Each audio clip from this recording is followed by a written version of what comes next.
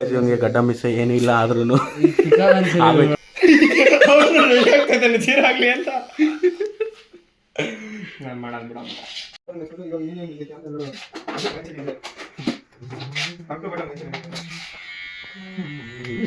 ಇವನಿಗೆ ಗಡ್ಡ ಮಿಸ್ಸೆ ಏನೂ ಇಲ್ಲ ಆದ್ರೂ ಈಗ ಇದೆಲ್ಲ ಲೈಕ್ ಫಿನಿಶಿಂಗ್ ಟಚ್ ಸಿಗ್ತಾ ಇದೆ ನೋಡಿ. ಇವಾಗ ಫುಲ್ ಝೀರೋ ಮಾಡೋಕ್ಬಿಡುತ್ತೆ. ನಿಮಗೂ ಲಿಂಕ್ ಬೇಕಂದ್ರೆ ಕಮೆಂಟ್ ಬಾಕ್ಸಲ್ಲಿ ಪಿನ್ ಮಾಡಿರ್ತೀನಿ.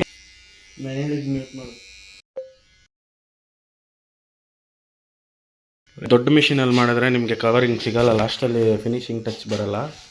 ಸೊ ನೋಡಿ, ಇದು ಚಿಕ್ಕದು ಇಷ್ಟು ಕೆಲಸ ಮಾಡುತ್ತಂದರೆ ಈ ಥರ ಶೇಪ್ ತೆಗೆಯುವಾಗ ನಿಮಗೆ ತುಂಬ ಈಸಿ ಆಗುತ್ತೆ. ಯಾವ ಥರ ಹೋಗ್ತಾರೆ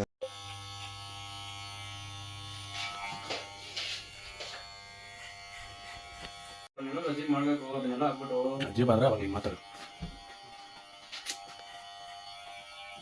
ಪ್ರೊಫೆಷ್ನಲ್ ಹೇರ್ ಕಟ್ ಬ್ರೋ, ಇದು ನಾರ್ಮಲ್ ಹೇರ್ ಕಟ್ಟು ಅಂತ ಅಲ್ಲ.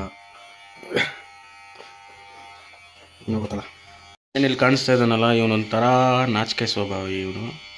ನೋಡಿ ವಿಡಿಯೋ ಮಾತಾಡ್ತಾ ಇದ್ದಂಗೆ ಮುಖ ಹಂಗೆ ಚೇಂಜ್ ಆಗಿಬಿಡುತ್ತೆ, ನಗೋ ಥರ ಮಾಡ್ಕೊತಾನೆ.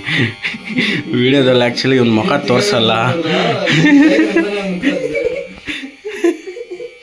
ಮುಖ ಎಕ್ಸ್ಪ್ರೆಷನ್ ನೋಡಿ ಹೆಂಗೆ ಚೇಂಜ್ ಆಗ್ತಾಯಿದೆ ಅಂದ್ಬಿಟ್ಟು. ನಾನು ನಗಲ ಬೇಡವಾ ಅಂತ ಗೂಗ್ಲಿ ಫಿಲಮ್ ನೋಡಿರ್ತೀರ ನೀವೆಲ್ಲ. ಥೂ ನನ್ನ ಬಾಳಿಗೆ ಎಷ್ಟು ಬೆಂಕಿ ಯಾಕ ಅನ್ನೋ ಥರ ಫೀಲಿಂಗ್ ಅದು ಇವನಿಗೆ.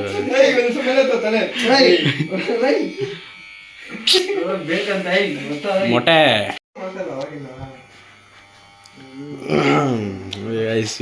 ಇವಾಗ ಈ ವಿಡಿಯೋ ಕ್ಲಿಯರಾಗಿ ಬರ್ತಾಯಿದೆ, ಯಾಕಂದರೆ ಕ್ಯಾಮ್ರಾ ಒರೆಸಿದ್ದೀನಿ. ಇದು ಲಾಸ್ಟ್ ಟೈಮೇ ಬಂದು ನಾವು ಕಟ್ಟಿಂಗ್ ಮಾಡಿಸ್ಕೊಂಡು ಹೋಗಿದ್ವಿ. ಇವತ್ತು ಬರೀ ಟಚಪ್ ಅಷ್ಟೇ, ಕಂಪ್ಲೀಟ್ ಕಟ್ಟಿಂಗ್ ಮಾಡ್ತಾಯಿಲ್ಲ. ಇವನು ನನ್ನ ಮದುವೆಗೆ ಕಲರ್ ಹಾಕ್ಸ್ಬೇಕು ಅಂತ ಅಂದ್ಕೊಂಡಿದ್ದಾನೆ. ಕಲರೆಲ್ಲ ರೆಡಿ ಇದೆ. ಲಾಸ್ಟ್ ಟೈಮ್ ಏನೋ ಸ್ವಲ್ಪ ಮಿಸ್ಮ್ಯಾಚ್ ಆಗಿ ಏನೋ ಅದು ಏನೋ ಮಾಡೋಕ್ಕೋಗಿ ಏನೋ ಆಯಿತು. ಕಲರ್ ಹಾಕ್ಸ್ತಾನೆ. ಓಕೆ,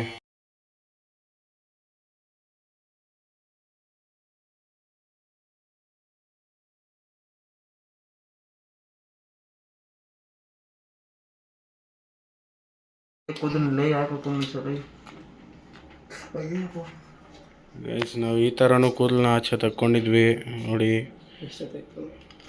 ಇವಾಗ ಟೈಮ್ ನೋಡಿದ್ರೆ ನಾವು ಸ್ಟಾರ್ಟ್ ಮಾಡಿದ್ದು 8 ಗಂಟೆಯಲ್ಲಿ, ಇವಾಗ 9:15, ಒಂದು ಕಾಲು ಅವರ್ ಆಗಿದೆ. ಸೊ ಕಲರ್ ಅಪ್ಲೈ ಮಾಡ್ತಾಯಿದ್ದೀವಿ. ಈಗ ಅಪ್ಲೈ ಮಾಡ್ತಾ ಇರೋದು ಎಷ್ಟೊತ್ತು, ಒಂದು 25 ಮಿನಿಟ್ಸ್ ಬಿಡಬೇಕು. 25 ಮಿನಿಟ್ಸ್ ಆದಮೇಲೆ ಅದು ಕಲರ್ ನೀಟಾಗಿ ಕುತ್ಕೊಂಡಿರುತ್ತೆ, ಆವಾಗ ವಾಶ್ ಮಾಡಬೇಕು. ಸೊ ನೋಡ್ಕೊಳ್ಳಿ ಅಂತಲೇ ಇವಾಗ ಹೆಂಗಿದೆ ಅಂತ. ಸ್ವಲ್ಪ ಹೊತ್ತಾದಮೇಲೆ ವಾಶ್ ಆದಮೇಲೆ ಗೊತ್ತಾಗುತ್ತೆ ಕಲರ್ ಏನು ರಿಯಾಕ್ಟ್ ಕೊಡುತ್ತೆ ಅಂತ. ಓಕೆ.